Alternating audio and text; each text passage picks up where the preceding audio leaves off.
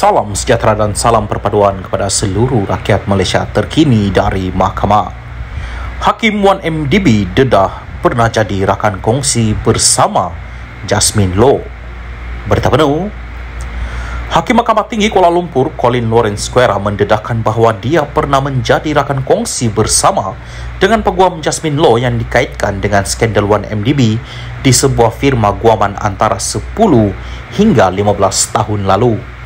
Hakim itu bagaimanapun berkata Loh meninggalkan firma guaman Zain & Co antara 10 hingga 15 tahun lalu. Ini adalah semasa Square masih menjadi seorang peguam dan sebelum dia dilantik menjadi Pesuruhjaya Kehakiman. Dia membuat pendedahan itu semasa perbicaraan kes rasuah RM2.28 bilion Wan MDB terhadap bekas Perdana Menteri Najib Razak petang ini. Square membuat pendedahan itu apabila peguam bela tertuduh Muhammad Syafiee Abdullah menyoal pasukan pendakwaan jika mereka akan memanggil Loh untuk memberi keterangan dalam perbicaraan tersebut. Timbalan pendakwa raya Ahmad Akram Gharib memaklumkan mahkamah bahawa Jabatan Peguam Negara AGC belum melihat sebarang kenyataan yang dirakamkan oleh pihak berkuasa Malaysia daripadanya dan tidak mempunyai sebarang arahan jika dia akan menjadi saksi pendakwaan dalam perbicaraan Wan MDB sekarang. Memandangkan isu Jasmine Loh dibangkitkan adalah wajar pada ketika ini, saya mendedahkan bahawa individu yang sama itu dan saya sendiri adalah rakan kongsi dalam firma guaman ketika saya menjadi peguam. Firma itu adalah Zain & Co, sebuah firma bersaiz sederhana. Ia sudah bertahun-tahun dahulu, sekitar 10 hingga 15 tahun yang lalu. Saya tidak ingat dia telah meninggalkan firma guaman itu, kata Square. Adalah menjadi amalan undang-undang standard bagi hakim bicara untuk mendedahkan perkara seperti ini demi kepentingan ketelusan dalam pentadbiran keadilan, katanya. Selepas pendedahan Square, perbicaraan disambung semula dengan Syafiee menyambung pemeriksaan balasnya terhadap saksi pendakwaan ke-44 Kevin Michael Swimpelai, bekas jurubank dengan BSI Bank Cawangan Singapura yang tidak lagi beroperasi. Pada 12 Julai lalu, Menteri Dalam Negeri Saifuddin Nasution Ismail mendedahkan dalam sidang akhbar bahawa Loh menyerah diri kepada pihak berkuasa Malaysia selepas berada di luar selama bertahun-tahun.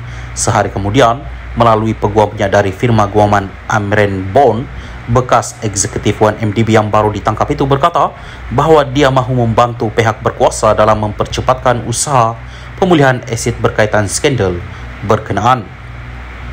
Bekas Menteri Kewangan Najib berdepan 4 pertuduhan salah guna kuasa dan 21 pertuduhan pengubahan wang haram membabitkan RM2.28 bilion daripada Wan MDB, sebuah dana kekayaan negara Malaysia yang dimiliki sepenuhnya oleh Menteri Kewangan diperbadankan MOF Inc. Bagi 4 pertuduhan salah guna kuasa, bekas ahli Parlimen Pekan itu didakwa melakukan kesalahan itu di Am Islamic Bank Berhad Cawangan Jalan Raja Chulan di Bukit Kelon, Kuala Lumpur antara 24 Februari 2011 dan 19 Disember 2014. Bagi 21 pertuduhan pengubahan wang haram, tertuduh didakwa melakukan kesalahan itu di bank sama antara 22 Mac 2013 dan 30 Ogos 2013. Salam sejahtera. Berita seterusnya. Sanusi dijangka dihadapkan ke mahkamah esok. Berita penuh. Menteri Besar Sementara Kedah Muhammad Sanusi MD Nor dilaporkan akan dihadapkan ke mahkamah Selayang esok. Pendakwaan terhadap pengarah pilihan raya PN itu dipercayai berkaitan kenyataan yang didakwa menghina institusi Kesultanan Selangor dalam memilih menteri besarnya. Menerusi carian laman sistem kehakiman, pendakwaan terhadap Sanusi akan dibuat di 2 mahkamah session berbeza. Terdahulu dalam ucapan yang tular, pemimpin PAS itu dikatakan menyentuh mengenai perkenaan Sultan Selangor berkaitan pelantikan Menteri Besar Selangor.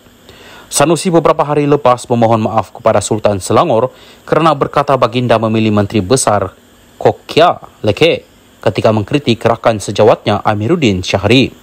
Sanusi bagaimanapun mendakwa kenyataannya diputar belit oleh musuh politik BN dan Pakatan Harapan PH. Berikut antara kenyataan Sanusi yang menimbulkan kontroversi dan mengundang laporan polis itu. Bukan komen-komen, Leke, Sultan setara itu hang pabayang dan tengok menteri besar merujuk dirinya. Sultan hebat macam itu tak akan pilih menteri besar kokia macam Amiruddin, inci pun tak berapa cukup.